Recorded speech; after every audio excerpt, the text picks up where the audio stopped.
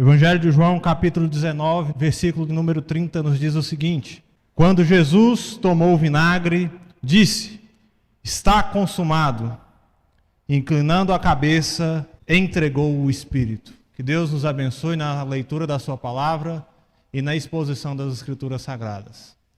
Um dos grandes mistérios do Evangelho é que a salvação de Deus para nós foi revelada na forma de um grande drama, irmãos. Uma narrativa cheia de traços vivos e eventos inesperados que confrontam nosso coração em nossos pecados, nas nossas indiferenças. O Evangelho é drama, é história viva de carne e sangue. Por isso eu gostaria que você olhasse junto comigo por certo ângulo da crucificação, que nos mostra uma narrativa carregada de drama e de verdade. Imagine comigo a seguinte cena: um Deus torturado e esbofeteado está na sua frente. Os seus inimigos olham para ele e zombam. Salvou os outros e não pode salvar a si próprio. Soldados do exército mais temido da terra desdenham de suas necessidades. Quando ele diz ter sede, dão vinagre em lugar de água. O que estamos vendo então é uma verdadeira selvageria. Imagine só, exposto publicamente na cidade, estão matando um homem lentamente debaixo de tortura. E os seus inimigos se deleitam nisso. Eles estão aproveitando, cheios de prazer, um espetáculo horroroso.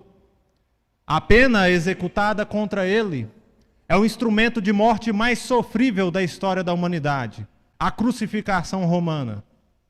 Ela foi pensada meticulosamente após anos de batalhas e derramamento de sangue humano. A cruz é o instrumento perfeito de dor que mata o condenado lenta e brutalmente. Ela não é como uma cadeira elétrica que, em alguns minutos excruciantes, dissipam a vida do condenado. Também não é como o fuzilamento que, num piscar de olhos, encerra a vida humana. Ela é a crucificação romana, feita para matar ao longo dos dias. O condenado é esmagado, esbofeteado, quebrado, e todos os tipos de colapsos físicos e psicológicos são aplicados sobre o réu. Portanto, a cruz é um verdadeiro inferno de madeira. E ali está Jesus, condenado, próximo à sua própria morte. Os amigos, familiares e discípulos deste homem estão incrédulos. Boa parte de seus companheiros o abandonaram, fugiram dele envergonhados. E os que ainda restam próximos dele, como Maria, sua mãe, e seus irmãos, estão despedaçados por sua impotência. Eles não podem fazer nada para poder livrar aquele que eles tanto amam. Os curiosos e admiradores que estavam ali apenas como alguém que assiste o jogo de domingo para se divertir, estão perplexos e cheios de deboche. Este não é o rei dos judeus? Por que estão matando seu próprio rei? É uma revolução? Então este não é o homem que pensamos ser, alguns podem dizer. Não apenas seus inimigos humanos tripudiam deste homem. Satanás e todos os seus demônios pensam agora: o inimigo foi vencido. Diante do horror da cruz, eles pensam consigo: seu próprio pai te abandonou. Quais serão as suas últimas palavras, ó Filho de Deus? E próximo a entregar sua própria vida, Jesus ergue os olhos. Então a maior reviravolta dramática da história humana acontece. Porque ninguém está esperando isso, mas ele diz: está consumado. Bum! Seus inimigos caem como por um sopro. O pai vê o seu filho sofrendo na cruz e derrama toda a sua justiça e a ira que seus próprios inimigos mereciam sobre ele. E ele diz: está consumado. Entender a crucificação de Jesus como parte de um grande drama cósmico da redenção humana, irmãos, nos faz perceber com mais detalhes o tamanho do sofrimento que Jesus sofreu. Porque estamos acostumados a pensar na crucificação como um ato ligeiro de dor, mas não foi isso. A crucificação de Jesus tem origem nos planos eternos e são desenvolvidos na história da redenção. Dizer está consumado nos mostra que algo aconteceu até ali. E o que eu gostaria que os irmãos captassem na pequena leitura e exposição que eu estou fazendo é que na cruz Jesus cumpre tudo aquilo que havia sido revelado. Na cruz, Jesus cumpre tudo aquilo que precisava ser satisfeito. Está consumado. O que significa? Qual o valor disso para o entendimento cristão? Deixe-me fazer alguns breves apontamentos para os irmãos. Ao dizer está consumado, nós aprendemos que, primeiramente, a justiça de Deus foi cumprida. O Evangelho nos diz que cada ser humano acumulou sobre si uma dívida eterna em razão dos seus pecados. Porque cada um de nós somos transgressores de uma lei divina que está gravada nos nossos corações. Portanto, em um mundo de verdades subjetivas e de promessas quebradas, o Evangelho afirma que há uma justiça imutável, conhecida pelos homens.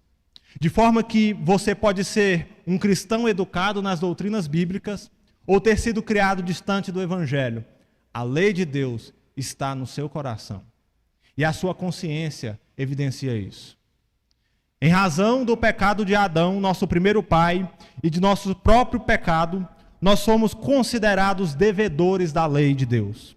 Porque dia a dia quebramos o mandamento de Deus e o que resta a nós é somente a justiça punitiva de Deus. Uma justiça que nenhum homem, por mais cético que o seja, poderá escapar.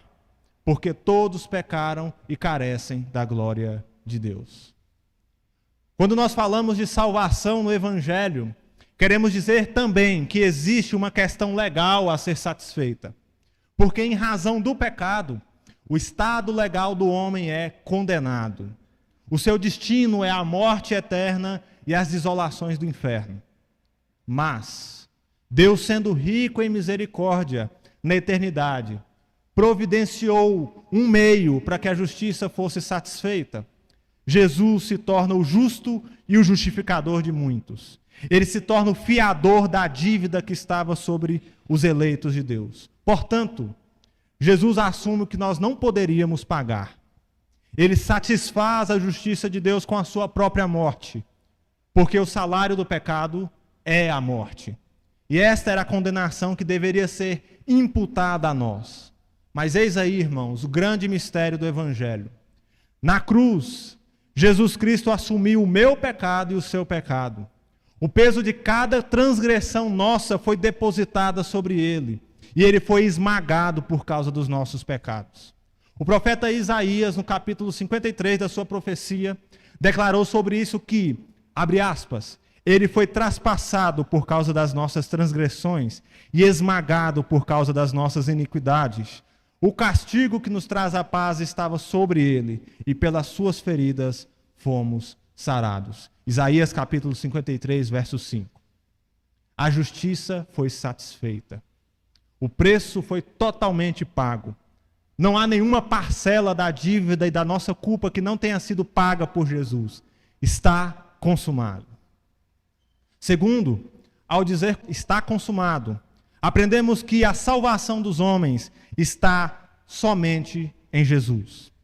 João Calvino, ao comentar este texto, diz que ao afirmar está consumado, Jesus indica que a totalidade da salvação está contida em sua obra redentiva.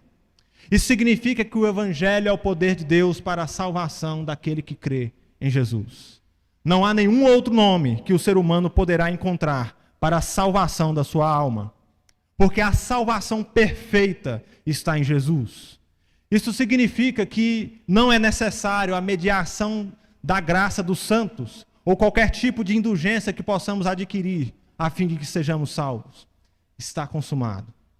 Todos os sacrifícios apresentados pelos sacerdotes do Antigo Testamento eram apenas sombras que apontavam para o grande sacrifício do nosso grande sacerdote.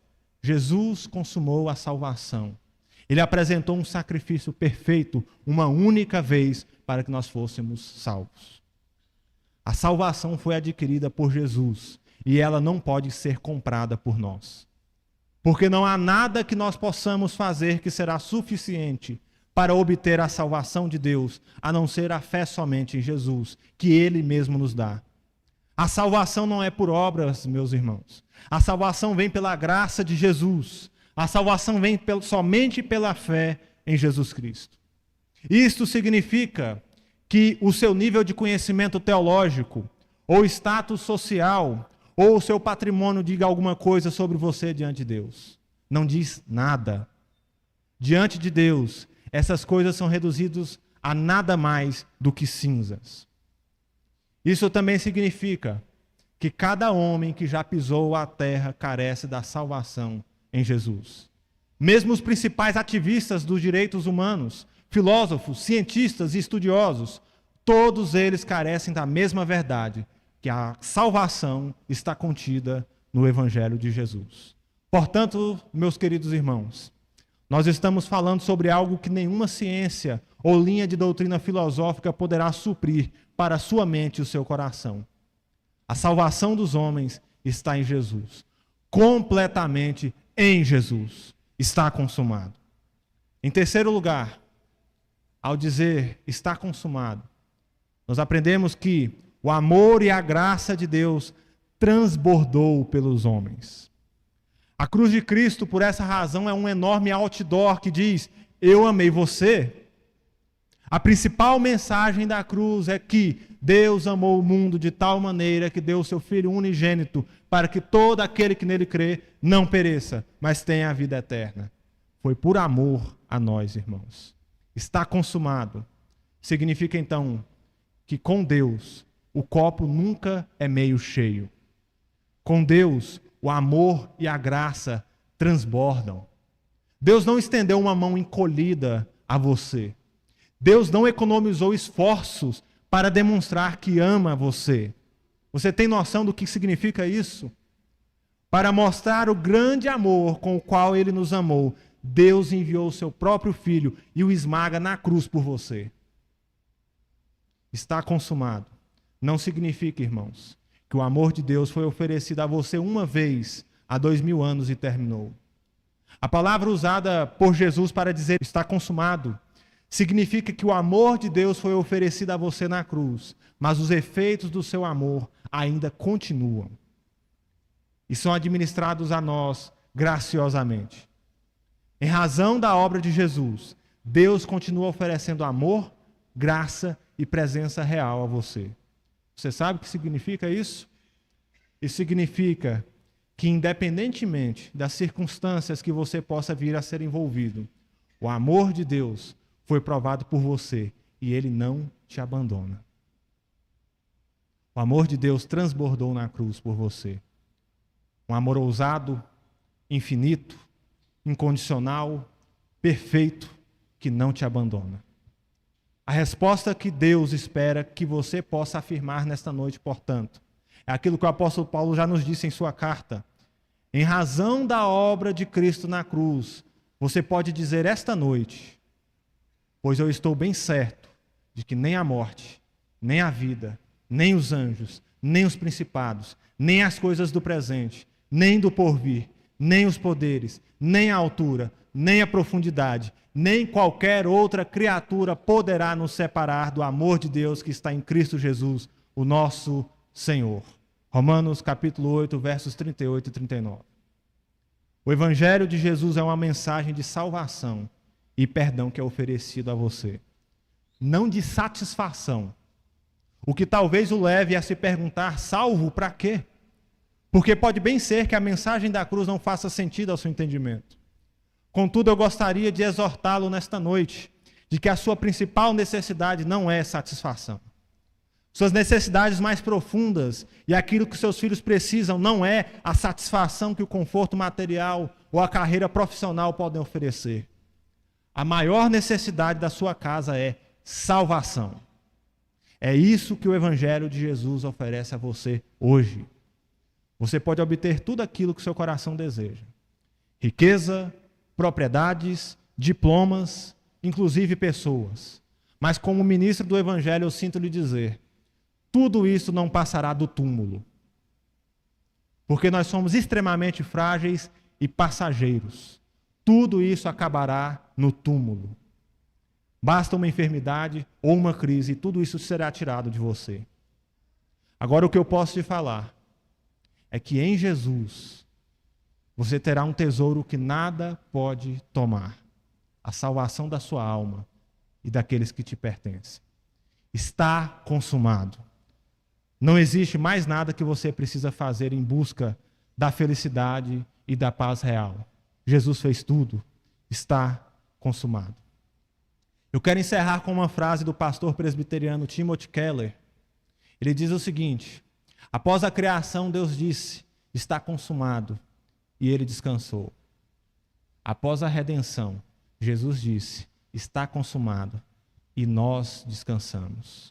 Por isso eu te convido para exaltar o nome de Jesus agora. Louvemos ao Senhor. Senhor nosso Deus, nosso Pai, te damos graças por tamanha obra realizada na cruz por nós. Senhor Deus, nós não merecíamos, mas ainda assim agradou ao Senhor moer o seu próprio Filho por nós. Que nós sejamos sensibilizados no nosso coração, nas nossas mentes, que nós façamos uma avaliação adequada, Senhor Deus, da nossa prática e deixamos, Senhor Deus, de lado o nominalismo religioso, mas que vivamos de fato uma vida piedosa, santificada pela presença do Teu Espírito Santo. Que o Senhor Deus ministre graça sobre as nossas vidas e aplique a Tua palavra poderosamente e eficazmente aos nossos corações. Em nome de Jesus nós oramos. Amém.